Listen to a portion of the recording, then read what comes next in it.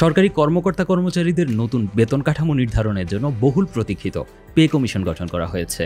গত বৃহস্পতিবার 24 জুলাই অন্তর্বর্তীকালীন সরকারের উপদেষ্টা মণ্ডলীর সভায় এই পে কমিশন গঠনের সিদ্ধান্ত হয়। বর্তমানে 2015 সালের পে স্কেল অনুসারে সরকারি কর্মকর্তা-কর্মচারীদের বেতন নির্ধারিত। সরকারের তরফে জানানো হয়েছে, বিগত 2 বছরের বেশি সময় ধরে দেশে উচ্চ মূল্যস্ফীতি বিরাজমান। এতে মানুষের প্রকৃত আয় কমে যাচ্ছে। এমন প্রেক্ষাপটে মূল্যস্ফীতি সমন্বয় করে নতুন বেতন কাঠামো নির্ধারণে পে কমিশন গঠন করা হয়েছে। গবেষণা প্রতিষ্ঠান সিপিডির 2023 সালের এক গবেষণায় দেখা যাচ্ছে, ঢাকা শহরে 4 জনের পরিবার চালাতে বাসা ভাড়া বাদেই 23,000 টাকা খরচ হচ্ছে। অথচ ঢাকা শহরে সরকারি 20 গ্রেডের যে কর্মচারী সেবা দেন তিনি মূল বেতন পান 8,200 টাকা। এদিকে সামাজিক যোগাযোগ মাধ্যম ও বিভিন্ন ফোরামে পে স্কেল ও মূল্যস্ফীতিকে জড়িয়ে পক্ষে বিপক্ষে বিভিন্ন আলোচনা সমালোচনা করতে দেখা যাচ্ছে। প্রধান উপদেষ্টার প্রেস উইংয়ের সংবাদ সম্মেলনেও এই মূল্যস্ফীতির প্রসঙ্গ উঠে আসে প্রশ্নোত্তর পর্বে। জনজিজ্ঞাসার প্রেক্ষিতে আমরা অনুসন্ধানে দেখার চেষ্টা করেছি, পে স্কেল ঘোষণার পর আসলেই মূল্যস্ফীতির আশঙ্কাজনক বৃদ্ধি ঘটে কিনা। দেশে এই পর্যন্ত মোট 8টি পে স্কেল দেওয়া হয়েছে। 1973 সালে প্রথম পে স্কেল ঘোষণা করা হয়। এরপর নিয়মিত বিরতিতে 6.5 বছরের ব্যবধানে বিভিন্ন পে স্কেল ঘোষিত হয়েছে।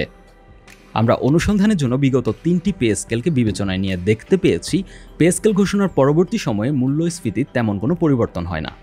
যেমন 2004-05 অর্থ বছরে 6ষ্ঠ পে স্কেল ঘোষণা করে 2005 সালের 28 মে তারিখে প্রজ্ঞাপন জারি করা হয়।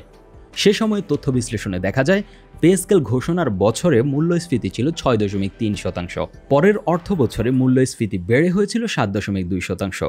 আর পে স্কেল ঘোষণার আগের অর্থ বছরে অর্থাৎ 2003-04 অর্থ বছরে মূল্যস্ফীতি ছিল 5.7%। পে স্কেল ঘোষণার আগে ও পরের বছরে ট্রেন্ড অ্যানালাইসিস করে দেখা গিয়েছে, পে স্কেল প্রদানের আগে ও পরে মূল্যস্ফীতির গতি স্বাভাবিক ছিল। অন্যদিকে 2007-08 সালের বৈশ্বিক মন্দা থাকা সত্ত্বেও বিগত তত্ত্বাবধায়ক সরকারের সময় 2007 সালের 31 অগাস্ট 7ম পে কমিশন গঠন করা হয়। 2009 সালের নভেম্বর মাসে ওই কমিশনের সুপারিশ অনুযায়ী 7ম পে স্কেল ঘোষণা করা হয়। সে সময়ের মূল্যস্ফীতি ট্রেন্ড বিশ্লেষণ করলে দেখা যায়, পে স্কেল ঘোষণার বছর অর্থাৎ 2009-10 অর্থ বছরের গড় মূল্যস্ফীতি ছিল 6.94%। এর পূর্বের অর্থ বছরের মূল্যস্ফীতি ছিল 6.7%। আর পরবর্তী বছর এবং বৈশ্বিক মন্দা বিবেচনায় ট্রেন্ড অ্যানালাইসিস করে দেখা যায়, 7ম পে স্কেল ঘোষণার ফলেও আলাদা করে মূল্যস্ফীতি বিশেষভাবে বাড়েনি। এদিকে সর্বশেষ পে কমিশন গঠন করা হয় 2013 সালের নভেম্বরে, আর 8ম পে স্কেল ঘোষণা করা হয় 2015 সালের ডিসেম্বরে। পে স্কেল ঘোষণার বছর অর্থাৎ 2015-16 অর্থ বছরের মূল্যস্ফীতি ছিল 5.92%। এর পরবর্তী অর্থ বছরে আশ্চর্যজনকভাবে মূল্যস্ফীতি কমে 5.44% নেমে আসে।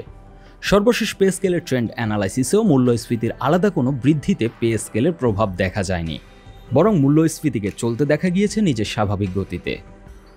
অন্যদিকে বেসরকারি খাতের বিভিন্ন প্রতিষ্ঠান, বিশেষ করে বেসরকারি ব্যাংকের ওপেন সোর্স ডাটা বিশ্লেষণ করে দেখা গিয়েছে, বিগত 1 দশকে বিভিন্ন ব্যাংকের প্রথম শ্রেণীর এমটিও পদের বেতন বেড়েছে 60 থেকে 88%। বর্তমানে কোনো ব্যাংকের এমটিও পদের প্রাথমিক বেতন গড়ে 79,000 টাকা, অথচ প্রথম শ্রেণীর একজন গেজেটেড অফিসার 22,000 টাকা মূল বেতন পাচ্ছেন।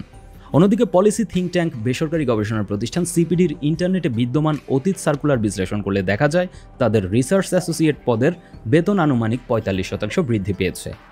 এদিকে দেশের বৃহত্তম সেক্টর তৈরি পোশাকের শ্রমিকদের বেতন 2013 সালে, 2018 সালে এবং 2023 সালে ধাপে ধাপে পুনর্নির্ধারণ করা হয়েছে।